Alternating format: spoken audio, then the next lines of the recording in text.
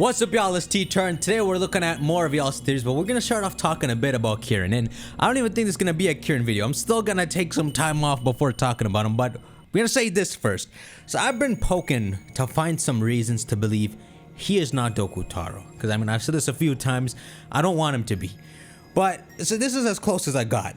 So, you know, we got Kieran before the skip and then Kieran after the skip, between the two DLCs, right? So the main thing we know about Kieran is him and Carmine have these highlights in their hair. So Kieran always has this purple. And so when the idea originally, I thought, is when he ties his hair, that you're just seeing more of the purple that was underneath and tied. But then when one of y'all guys showed me the photo where he's already starting to tie his hair, but you can see the entire back of his head is still purple, that's when we get to the idea that, okay, that's just not a bit of purple. Something happened over the skip. And the idea is the purple is supposed to be symbolic of Doku Taro. Purple is the color of Doku Taro, even Peachy's shop has it. But you know, whether he ties his hair and it was always that much purple underneath, or it's not supposed to be that much purple and it's Doku Taro's involvement, which is why it's that purple, it's the same meaning. Which is that when his hair is tied and his eyes are dead, he's Momotaro. And when his eyes have light in them, he's Kieran. Of course, he's Momotaro, that's still speculation. I've been trying to poke holes in this. Honestly, we're gonna have to like play the DLC to really tell. But there's another symbolism here, right? So if you look at a picture of Kieran, Kieran has that tiny strand of purple hair, right? Just like Carmine, I think she has like red. But it's overwhelmingly that black hair. So it's like Kieran has a little bit of evil in him, you know? So the moment an opportunity came, it started to fester. And Momotaro Kieran, that's just what I'm gonna call him, is fully the purple, but a little bit of Kieran is still inside. So it's like dangling on the side. Hey, you feeling me? So that little black dangling, that's Kieran hanging on for dear life. I know you feel me. All right, let's go to y'all theories. Oh, bruh. Already? Weird no one says it out loud. Hi T-Tar, why does nobody point out that Kieran's hair in the newest trailer straight up looks peach shaped? I don't say that. Wait, it kind of looked like... Yeah, it looked like he got a fruit on his head. I saw some people making fun of him, saying he looked like an onion, but it's in the same vein as that. It's kind of like the top of his head looked like a peach to further cement right now he's in Doku Taro form. Obviously, like, he doesn't have like a peach under his hair or anything. It's just all about the aesthetics. If this DLC comes out and he has no Doku Taro involvement, it'll be hilarious that all of this was somehow just a coincidence. Terapagos is a nexus being. Okay, this is a very good theory to just make ourselves think, whether it's real or not. So a nexus being or cosmic entity, it depends what you call it, is essentially a creature or a thing that there's not multiple of them. So you know how there's like 7 different Solgaleos, there's a bunch of different Dialgas. Makes you wonder, bro, I thought you were the king of time, there should only be one Dialga. Well, across all the different timelines, a nexus being would be one that is not affected by them all. So they sit outside in their own space. He's saying Terapagos is that. So it doesn't have an alternate universe counterpart. I say this because in the final trailer, we're showing that we're battling the counterpart legendary, Koraidon vs Miraidon. Alright, so this is already taking a few leaps, but I'm gonna explain it, because I don't know if it's the case. See, I thought this too, and I kept rewinding the trailer to see if this is what was really happening. But what he's saying is, when you go to the ending of the most recent trailer, it shows the ground crackling a bit, like Terra energy coming out, and it shows Koraidon, it looks like it's either like in pain or about to use its signature move, and then the same thing for Miraidon. But it's a bit more different in Miraidon's case because its eyes, they get red. The Koraidon part just looks like it's using its signature move. The Miraidon one looks like it's getting overtaken or something.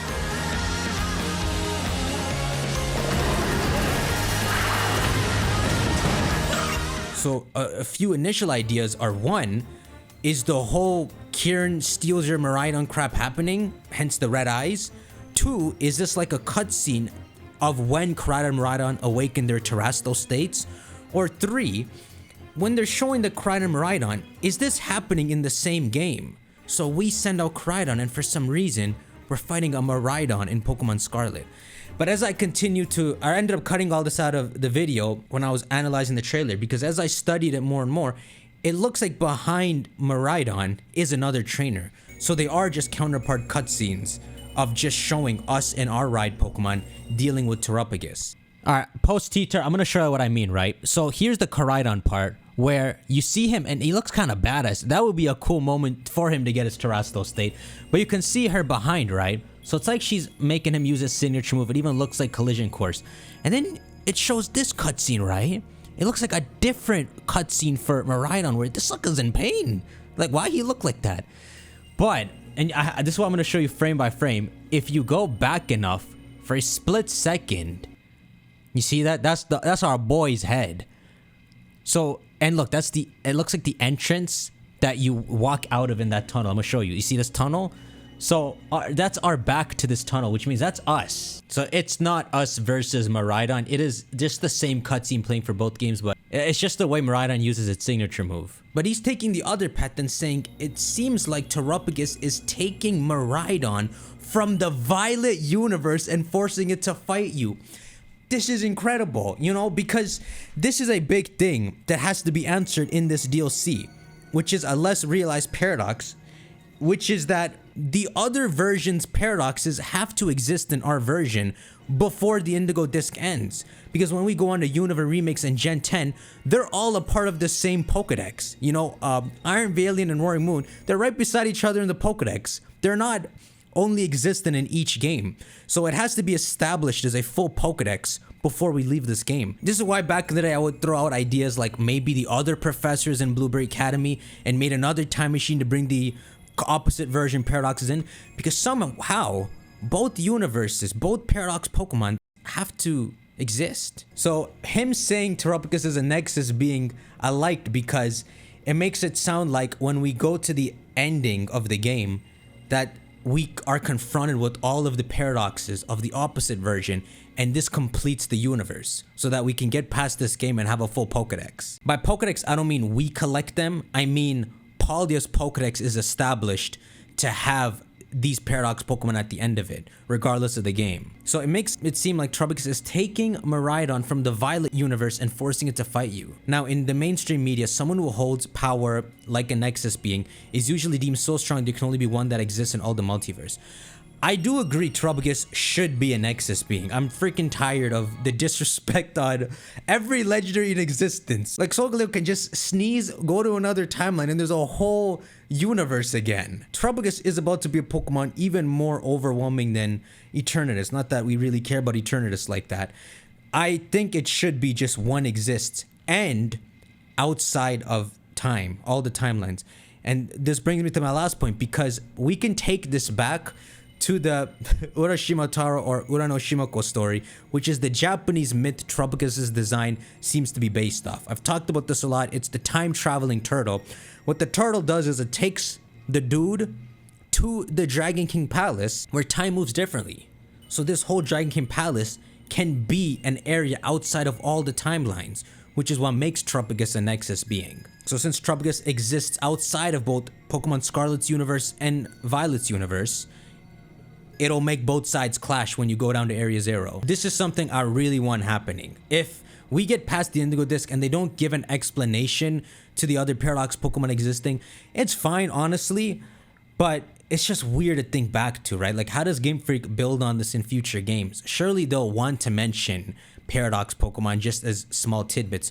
Which ones are you gonna choose? I think it makes the whole universe a lot more cleaner if we just establish they all exist now. I got a lot more to say on this because I'm replaying the game and I'm doing the Area 0 bit right now, where we're doing all the gatehouses, and I'm seeing the way they're describing Koraidon and Miraidon's birth when they're saying it first appeared in Area 0. So it's giving me a lot of ideas that what really is supposed to be happening with these Paradox Pokemon. But we gotta move on to the next theory. Ooh, let's go. Yeah, let's get away from Kieran. Time travel theory. Subtutor, I've been loving the recent theories lately and came up with one of my own. What if Terapagos can time travel? Wait a sec, this is or at least power up the time machine again. Since the time machine is powered by Terra Crystals, does that mean that we can fix the time machine in the Indigo Disk using Terapagos, the source of Terra power and energy?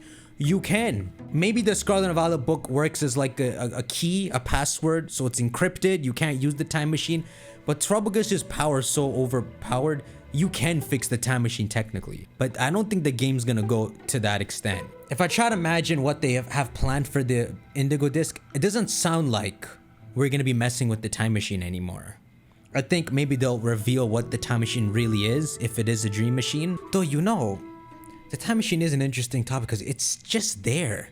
It almost feels like the perfect place to have something triggerable. Back in the day, we used to think that time machine was Terapagos in some way. What could be the purpose of them leaving that room open for us?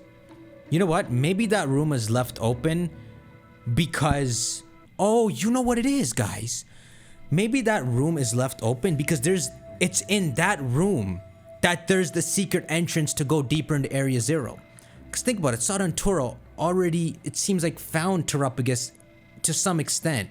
They're describing its names, they're describing its shell. So it sounds like they already went to the deeper part that we're going to experience in the DLC. So it would make sense if you just go back to that ending room where it's just crystals everywhere and there's like a secret passageway to go deeper. Maybe that's why they left the room still there. Hey, just Terapagos theories all around. Terapagos. It occurred to me one day while looking at the name Terapagos that it's very close to the Galapagos Islands, which was where Charles Darwin made his evolution theory, at least in part. This does seem intentional, which is why we were thinking the whole region was a turtle. So what if Terapagos' power or energy is to evolve things to their optimal potential? That is very nice. It actually is. But you know what? Explain, T-Tar. The sucker got weaker. But I'm just joking, right? It's like they're really just not genetically modified, but supernaturally modified to be the utmost capable that's already in their genes. Hey, I just got to the Zero Lab in a different save file from my original, and it was stated the energy from the crystals brought out the potential of Pokemon, and even machines are optimized with it. This is true. I just played this part. They explained this in game by saying the entire Zero Lab is terastallized to bring out as much potential as possible in everything they're doing down there, the equipment, the AIs. But yeah, this whole awakening potential, it works if Terapagos is a dream Pokemon too. And the same example stays, like, why is freaking T-Tar weaker? They disrespected me personally. There ain't no Hydreigon tube. This whole game was disrespecting me. Alright, y'all, I'm gonna end it there. Make sure to shank that like button and let me know your theories. There's a lot of Kieran to talk about. We have to wait a bit, you know, let these ideas process and then I'll start talking about them again. But yeah, the main thing I wanted to talk about in this video, because like it's one of the last things on our mind, but I wanted to bring it up so people discuss again, is the idea that it would make sense if in this Indigo Disk we meet the other version's paradoxes. Alright, make sure to shank that like button. I'll see y'all either later today or tomorrow. Take care.